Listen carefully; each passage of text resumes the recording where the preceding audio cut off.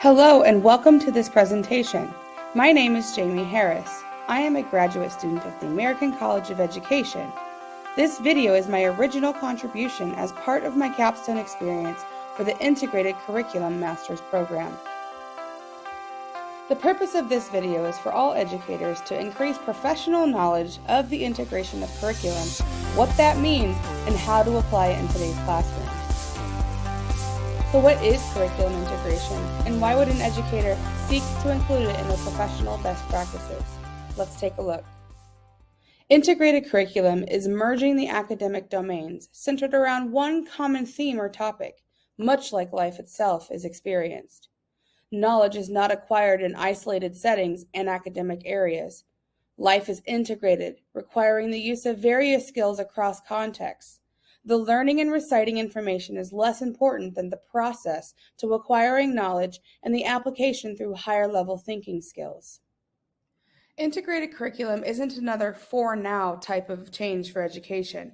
It requires teachers' ability and frequent opportunity to make instructional decisions and judgments regarding the how in classrooms, including assessment practices that are for learning rather than of learning that reflect ongoing change and growth. The learners of today are different and require a set of skills to enter adulthood and careers that have never been so important before. Integrated curriculum is an intentional approach to planning and providing instruction to these new learners and the building of skills needed to ensure that they thrive and succeed beyond school. This requires a new approach to providing practice in academic skills, but with a 21st century twist.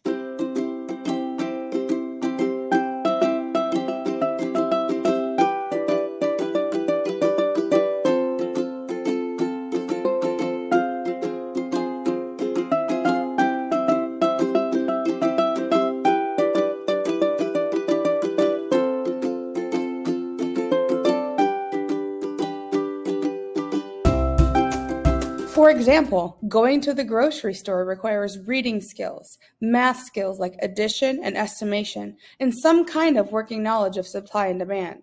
Learning these in isolation does not mean that the information is retained and ready to be recalled in times of needing to apply the skills. That is why learning should be relevant to our students' lives, and learning should occur naturally. Many teachers experienced school as a child in a different environment than students today. The result of this is the desire to model our own classrooms after these experiences based on what was modeled for us and what has been emphasized as important. One of the most valuable pieces to learning today is critical thinking skills and the social aspect involved with learning. Modeling and encouraging reflection, growth, and feedback must be present to find success. After all, assessment includes students in the process. The following includes barriers to consider as education shifts towards the process rather than the outcomes of school.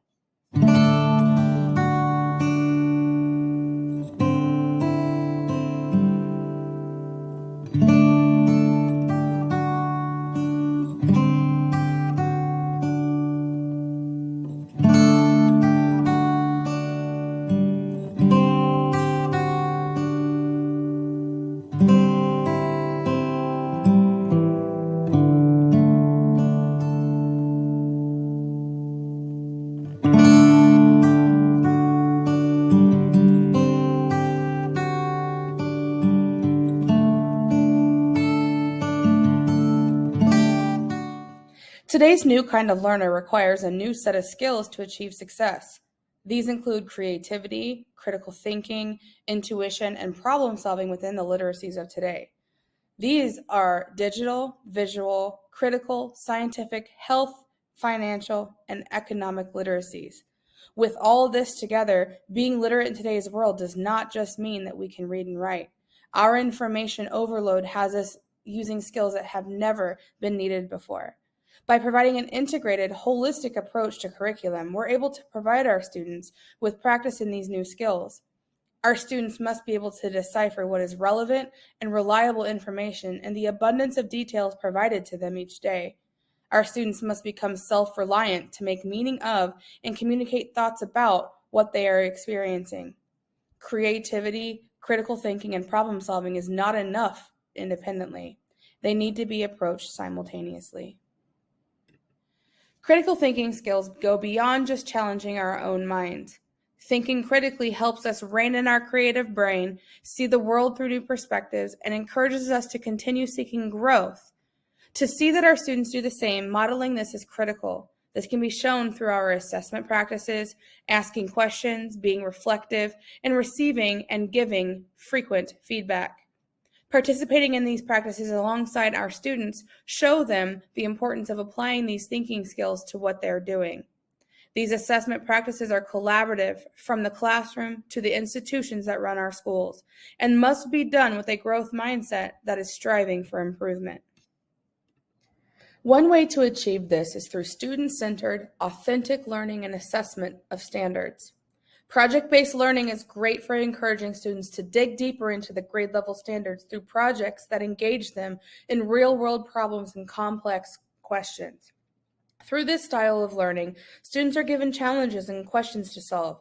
This includes authentic opportunities to apply skills and very clearly defined expectations for students. The process is the focus, and the student is assessed by how they can demonstrate their knowledge and skills.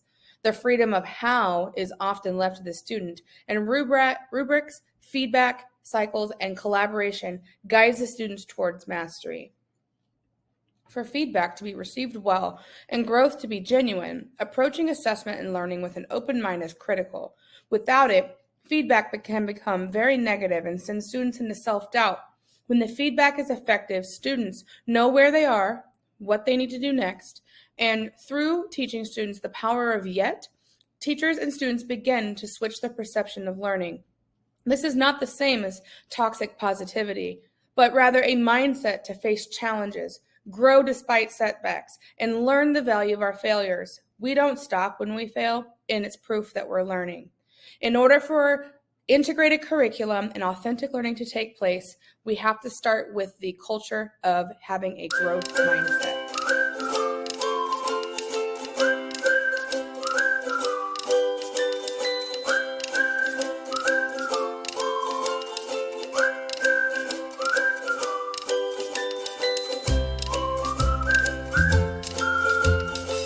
Consistent routines and varied experiences will encourage learning. Teachers are collaborators, facilitators, and modelers of the things we hope for our students. I appreciate you taking the time to watch this video. Thanks for stopping by. See you next time.